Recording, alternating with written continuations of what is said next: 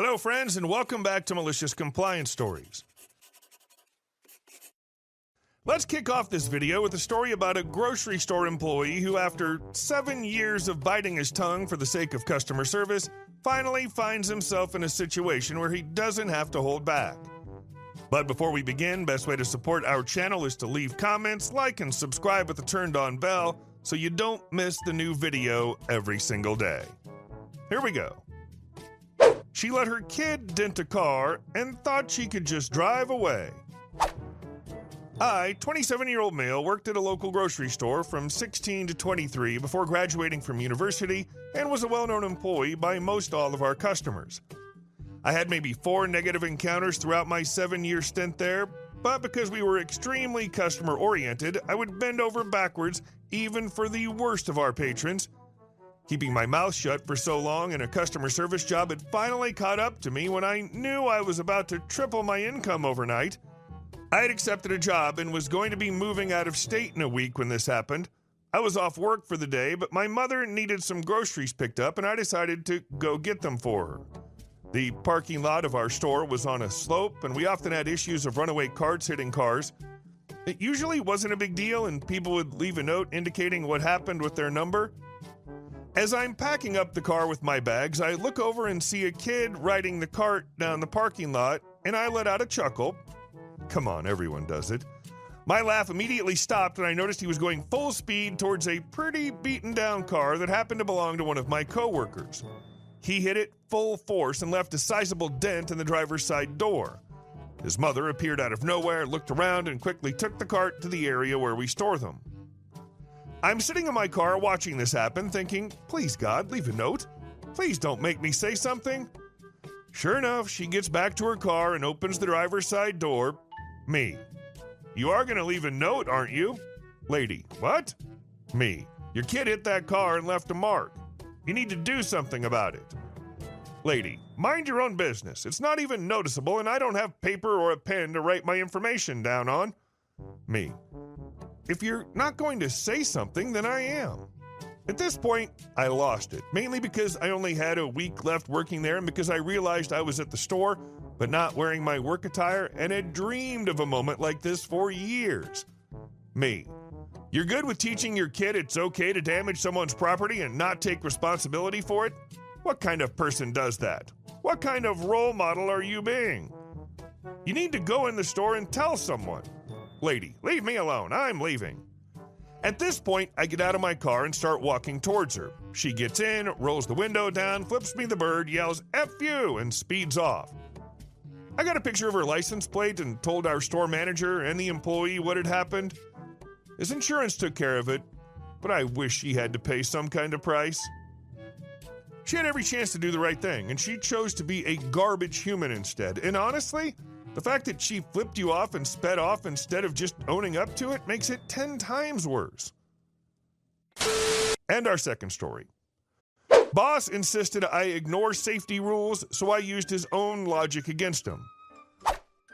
I was a part-time supervisor for a package moving company that moves those brown packages. Prior to running an aircraft unload crew, I spent a couple years in the training department training new employees on ramp/tarmac operations and was very familiar with the air operation manual that covers every aspect of the ramp/aircraft load-unload operations. In that manual, it explains the proper procedure and timing for approaching and putting up the aircraft stairs when an aircraft arrives. One section deals with aircraft that do not have auxiliary power units. Older aircraft that do not have these do not have the ability to open the cargo door without ground power attached. For that reason, when the aircraft comes to a stop, the pilot sets the parking brake and the ground crew blocks the front tires only. At this point, the aircraft is supposed to shut down the engines on the side of the doors. The manual says the ground crew supervisor must visually confirm those engines are shut down prior to anyone or anything approaching the aircraft or putting up crew stairs. One day, I arrive for the supervisor pre-operations meeting, and I'm instructed that I must instruct my crew to put up the crew stairs as soon as the front tires are blocked. I tell my supervisor that this isn't the proper operation, and he informs me that this comes from the division manager. He tells me, well, that is what I was told to do, so that is what I'm telling you to do. I proceed to his boss, the manager, and show him the operations manual and explain that it isn't what it says and that it's unsafe to approach any aircraft that has engines running. That manager tells me if you disagree to take it up with the division manager. So I march my butt down to the division manager's office and show him the operations manual, and he tells me that because the aircraft is stopped and the front wheels blocked, that the engines on that side are being shut down so the stairs could go immediately up and ignore the 20 seconds it takes to make sure the engine is spun down and is off. I'm told I will do it this way as he's the division manager, and that's it. Malicious compliance. Go out to unload aircraft with my crew and explain that I don't want you to be unsafe, but we are going to put the new rule to the test. I told them all to be ready and to move extra quickly to block the tires as soon as the plane stopped, and as soon as it was blocked to put the stairs up as fast as possible and be mindful in case something went wrong. I flew up those stairs to greet the engineer that usually, without stairs there, cracks the door so he can peek out and open the cargo door. Needless to say, I scared the crap out of the engineer when he cracks the door and I pull it open and say, "Hi." Slightly stunned, he says, "Hello," and gives me the "wait one moment." He opens the cargo door and then waves me inside. He asks me, "Why are the stairs up and why are you there?" I explain what I wrote above to him and he shakes his head and says, "OMG, no." He says, "Come with me and tell the pilot and co-pilot." I tell them the division manager's reasoning and the pilot says, "There are many reasons why we might leave those engines running, and that while normally they're shut down as soon as the brake is set, that isn't always the case." I told him I agreed, and I tried to do something about it. Pilot looks at me and says, "I got you. I'll walk upstairs right now," and threatened to grieve it through the pilots' union. I thanked him, and the next day the division manager had changed his mind, and we went back to doing it properly. Division manager didn't know it was me who threw him under the bus for not listening to me. Every single rule in that manual is there for a reason. Most of these rules were paid in blood. To not know them all at all times is acceptable. To not look the relevant ones up before an operation is unprofessional. To willingly ignore them is highly negligent. To instruct others to ignore them is, or should be, outright criminal. And our last story. Nightmare neighbor finally got what he deserved. When my family moved into our house in 2010, it felt like something out of a dream. The snow-covered 1890s Queen Anne mansion looked like a fairy tale, complete with a turret, whimsical hedges, and a spacious backyard. We were completely enchanted by it, and the neighborhood seemed just as magical. Victorian mansions lined the street, each one with its own unique charm. Our new next-door neighbor, Alan, had a very different interpretation of home ownership. At first glance, his property didn't look too bad, but once the snow melted, it was like something out of a horror movie. His neglected house, littered yard, and swamp-like pool were a stark contrast to the rest of the street. The first time I met him, he was hosing down my cat for daring to step foot in his garbage-strewn yard. Alan was short, built like a bowling ball, and reeked of someone who didn't believe in showers. He drove a beat-up Miata plastered with racist bumper stickers and immediately launched into a rant about how he was suing a roofing company because his roof didn't survive a storm. We quickly realized Alan wasn't going to be a normal neighbor. A few months in, Alan made it his full-time job to be a nuisance. He hovered over the fence, eavesdropping on our conversations, complained about our trees, and randomly disappeared for months at a time. Then a fall storm ripped off part of his roof. Instead of actually fixing it, Alan nailed a tarp over the gaping hole and called it a day. His lawsuit against the roofing company, which was completely baseless, was apparently going to solve everything.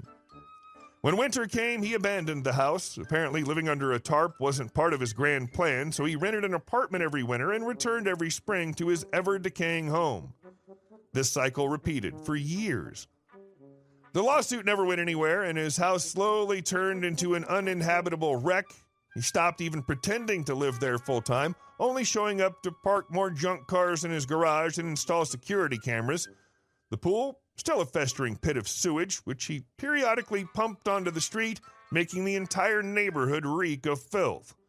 Then Alan decided to make things worse. At some point, Alan realized he was completely broke. His house was falling apart, his lawsuit was a joke, and he was running out of places to go.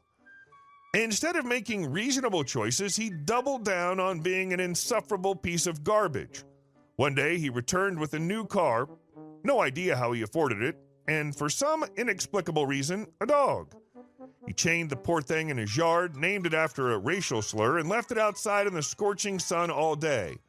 It had no shelter, barely any food, and howled through the night. I couldn't stand it. When Alan was gone, I hopped the fence to give the dog food and water. It took about a week before he caught me. Alan, furious, brandishing a gun, "Get the hell off my property!" Me, "Then stop treating your dog like garbage." That was enough to make him rethink chaining the dog up all day, but the poor thing was still neglected and miserable. I was one step away from just leaving the gate open and letting it escape to a better home. By now, the entire neighborhood was fed up. The city had tried to get him to clean up his property more times than I can count. The pool was a biohazard, his roof was still a tarp, and we had petitioned the city to condemn the house. Alan, in his infinite wisdom, decided his rotting death trap of a home was worth $2.5 million. Yes, million. The city laughed in his face and offered him $50,000 to take it off his hands. He refused.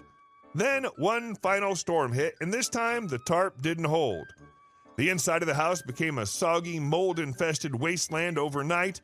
Alan panicked. He had no money, no job, and no way to even pretend the house was livable.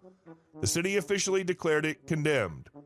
With no other options, Alan was forced to sell his home for pennies. Instead of millions, he got just enough to pay off some of his debts. He vanished overnight, probably crawling back to whatever dank hole he came from. The dog's safe now. A neighbor stepped in, took it in, and gave it a loving home. Alan? Who cares? He's gone. The street doesn't stink like raw sewage anymore, and peace has finally returned to the neighborhood. He ruined his own life through a mix of arrogance, laziness, and complete delusion. Alan had every opportunity to do the bare minimum, maintain his property, fix his roof, treat his dog like a living creature, but instead he chose to be a festering wound on the neighborhood. Hey guys, thank you all for watching the video. I'll see you in the next one.